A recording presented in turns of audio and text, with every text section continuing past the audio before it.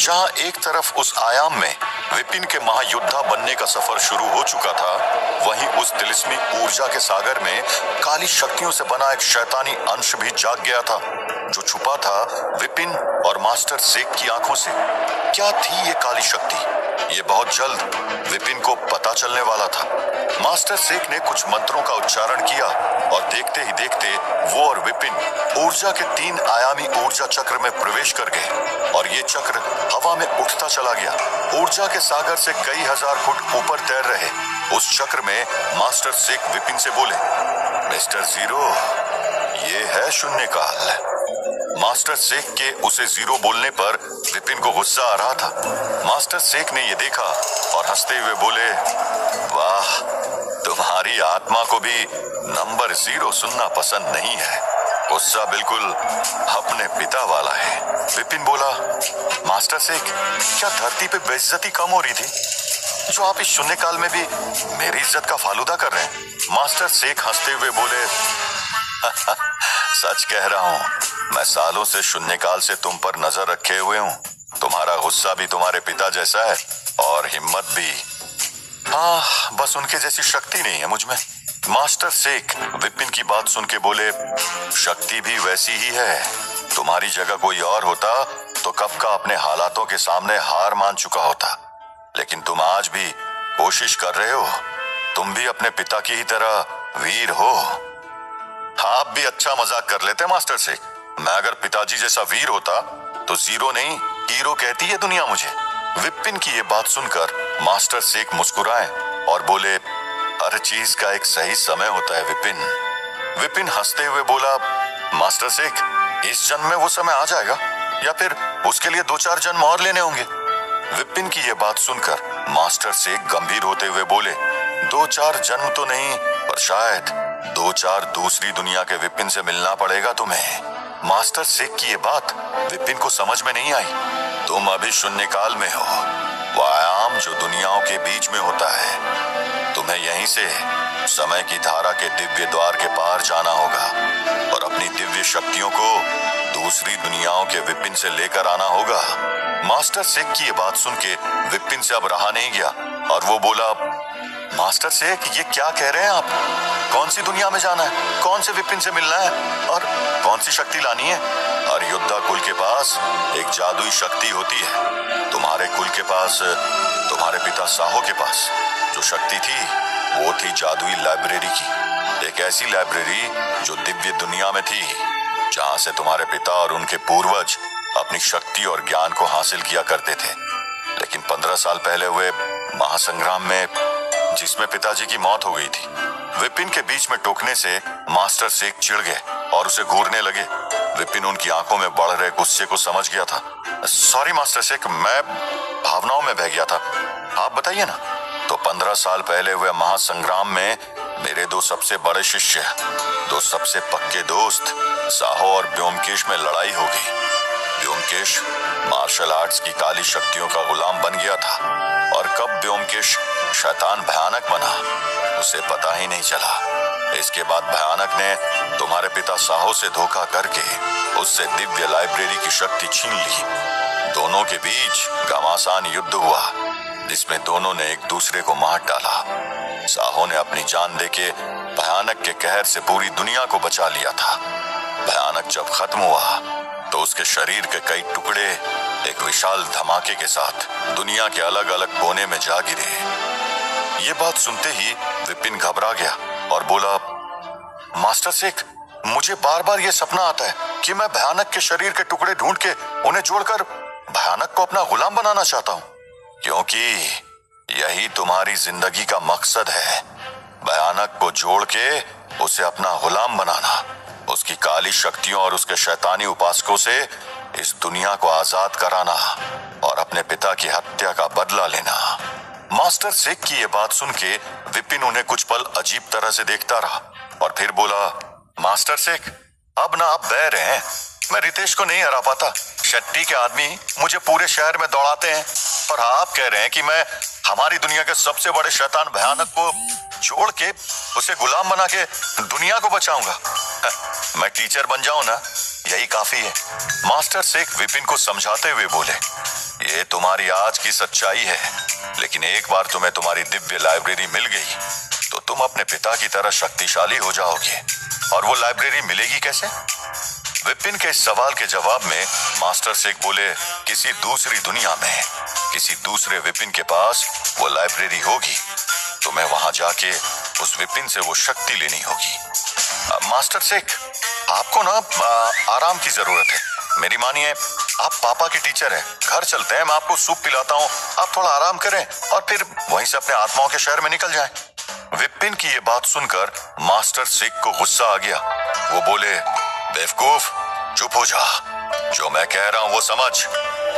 Master Sheikh की दहाड़ सुन के विपिन घबरा गया और वो उससे बोले, हमारे पुराणों में कहा गया है कि इंसान की 84 करोड़ योनियां यानी कि 84 करोड़ जन्म होते हैं, लेकिन उसका असली मतलब ये है कि समय की 84 करोड़ धाराएं हैं। एक धारा में एक विपिन है, एक शेख है, एक साहो है और एक भयानक है।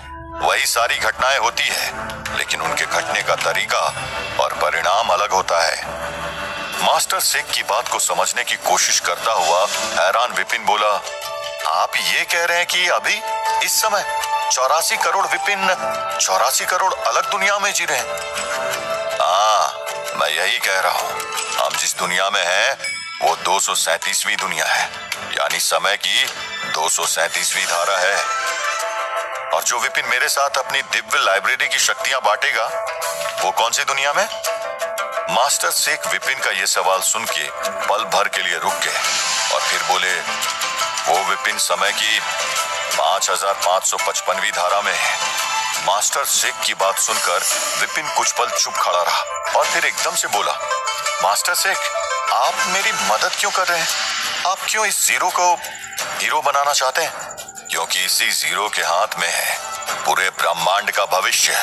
84 करोड़ दुनियाओं के मसीहा हो तुम। मास्टर शेख की ये बात सुन के विपिन कुछ परेशान हो गया।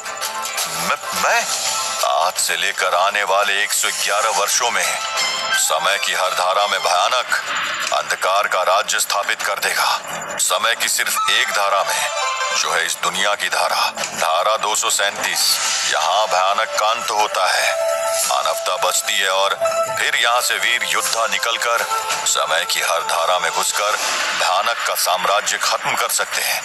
लेकिन अगर यहाँ इस दुनिया में भयानक खत्म नहीं हुआ तो सारी सृष्टि अंधकार में खो जाएगी। ये बात सुन के हैरान खड़ा विपिन बोला, तो अब मैं अपनी पूरी दिव्य शक्ति लगा के समय की धाराओं के द्वार को खोलूंगा और तुम समय की धारा 5555 की दुनिया में जाओगे और वहां के विपिन से अपनी दिव्य लाइब्रेरी की शक्ति लेकर आओगे, यहाँ भयानक का अंत करने के लिए। विपिन परेशान होते हुए बोला, भयानक का अंत तो मेरे पिताजी साहो कर चुके हैं। उसका शरीर नष्ट हुआ है, आत्मा जीवित है। तुम्हें पूरी दुनिया में बिखरे भयानक के शरीर के हिस्सों को जोड़ के भयानक को एक करना होगा ताकि तुम उसकी आत्मा को उसके शरीर में कैद करके मार सको। इससे पहले कि विपिन और कुछ कहता, मास्टर शेख की आंखें बंद हो गई थी और उन्होंने मंत्रों का उच्चारण शुरू कर दिया था। फिर उनके सीने के बीचों बीच से लाल रंग की ऊर्जा की एक लहर निकली और उस शून्य काल की ऊर्जा दीवार में एक दिव्य मार्ग खुलता चला गया। विपिन इस मार्ग के अंदर बढ़ चला और अंदर उसने देखा लाखों समय की धाराएं लाखों रंगों में बह रही थी। हर धारा एक अलग दुनिया थी। विपिन समय की धारा 5555 में जाने ही वाला था कि वो काली शक्ति का अंश जो ऊर्जा के सागर से निकला था, उसने समय की दिव्य धारा पर एक धमाका किया। इस धमाके के होते ही शून्य काल में जैसे भूकंप आ गया और उन लाखों धाराओं में से एक ऊर्जा का गोला आया और विपिन की आत्मा से टकराते हुए उसे उस दिव्य मार्ग और शून्य काल से बाहर वापस धरती पर ले गया। समय की धारा का दिव्य मार्ग बंद हो गया था। विपिन अपने घर के बाहर था। वो गुंडे उसका गला काटने वाले थे। तलवार उसकी गर्दन से बस एक उंगली की दूरी पे थी। तभी विपिन ने ऊर्जा का एक जोरदार धमाका किया और वो चारों गुंडे बेहोश हो गए। मास्टर शेख जो विपिन की आत्मा के साथ शून्य काल से बाहर आए थे, वो विपिन की शक्ति को देख के हैरान थे। विपिन बोला, मैं कहाँ हूँ? और मास्टर शेख, आपको तो भयानक ने मार दिया था ना, तभी तो मैं और साहू उससे लड़ रहे थे। मास्टर शेख समझ गए थे कि भयानक को इस दुनिया में हराने वाला महायोद्धा समय की धारा 5555 से यहाँ आ गया था। जैसा पुराने विपिन से सड़क पे घूम रहे उस पागल शंकु ने कहा था, वो हो गया था। समय की धारा 237 की दुनिया के जीरो विपिन के शरीर में समय की धारा 5555 की दुनिया का हीरो विपिन आ गया था। लेकिन अगर ये विपिन यहाँ था तो वो पुराना विपिन कहाँ था? उस दुनिया के विपिन और इस दुनिया के मास्टर शेख एक दूसरे से जान पहचान बढ़ा ही रहे थे कि एक कान फाड़ देने वाली आवाज आई। उन बेहोश पड़े गुंडों में से एक गुंडे के अंदर शून्य काल से आई वो काली शक्ति का अंश प्रवेश कर गया था और अब वो आदमी एक 15-20 फुट लंबा पिशाच बन चुका था। वो पिशाच अपने बाकी बेहोश पड़े साथियों का खून पीकर अब विपिन की तरफ मुड़ा। विपिन उसे देख के हैरान हो गया और बोला, ये सभी शैतान नॉनवेज ही क्यों खाते हैं? कोई इन्हें बताता क्यों नहीं कि वेज खाने में भी बहुत प्रोटीन होता है?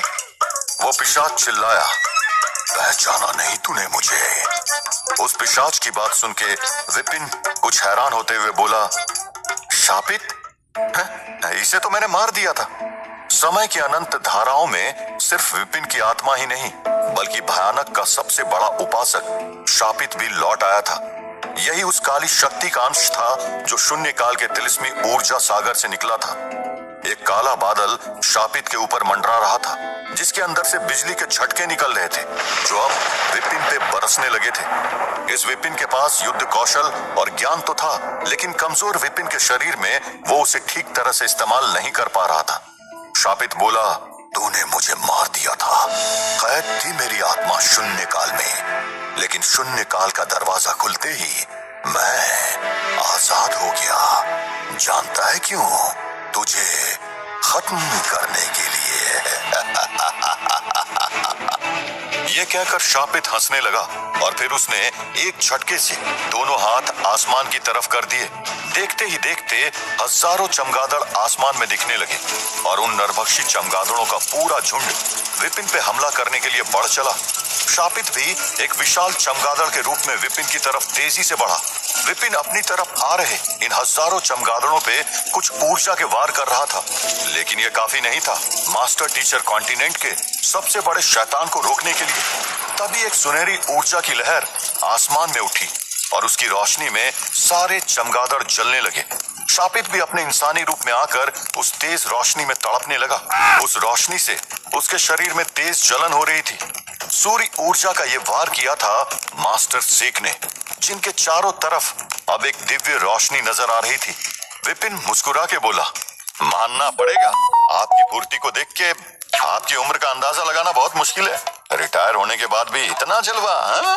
मास्टर शेख बोले, रिटायर हुआ हूँ, बूढ़ा नहीं। हैरान विपिन ने हाथ जोड़ के मास्टर शेख को प्रणाम किया और अब वो और मास्टर शेख दोनों शापित पर ऊर्जा के वार करते हुए उसकी तरफ बढ़ने लगे। शून्य काल से बहुत सालों बाद लौटा शापित अब भी कमजोर था और अब उसके लिए उन दोनों योद्धाओं का सामना करना मुश्किल हो रहा था। शापित की आंखों में बहुत गुस्सा था। उसने एक हुंकार भरते हुए अपना मुंह खोला जिसमें से सैकड़ों छोटे छोटे चमगादड़ निकले और मास्टर शेख और विपिन पे हमला करने लगे। और इसी बीच शापित ने हवा में एक पोर्टल खोला और उसको पार करते हुए वहां से गायब हो गया। शापित के गायब होते ही वो सभी चमगादड़ भी गायब हो गए थे। चारों तरफ एक अजीब सा सन्नाटा छा गया था। कालाहारी जंगल के बाहर उस खंडहर नुमा कोठी के सामने पड़ी थी 4 सफेद लाशें और खड़े हुए थे मास्टर शेख और विपिन। मास्टर शेख के चेहरे पे एक अजीब सा डर था। उन्हें देख के विपिन बोला, मास्टर शेख, मुझे लग रहा है कि आप गलत इमोशन दे रहे हैं। हमने शापित को हरा दिया, उससे हारे नहीं है। मास्टर शेख की आंखों में खौफ था। वो बोले, ये वापस आएगा अपनी शक्तियों को बढ़ा के और भयानक का परम उपासक शापित इस दुनिया में आ गया है, यानी कि अब भयानक भी जागेगा। कहीं मास्टर शेख ने पुराने विपिन की मदद करने की कोशिश में समय धारा के द्वार को खोल के गलती तो नहीं कर दी थी? कैसे मुकाबला करेगा विपिन अपने कमजोर शरीर से इस दुनिया में लौट चुके शापित का? कहां गया पुराना विपिन? क्या सच में ये नया विपिन पूरे ब्रह्मांड में बसी 84 करोड़ सृष्टियों की आखिरी उम्मीद था?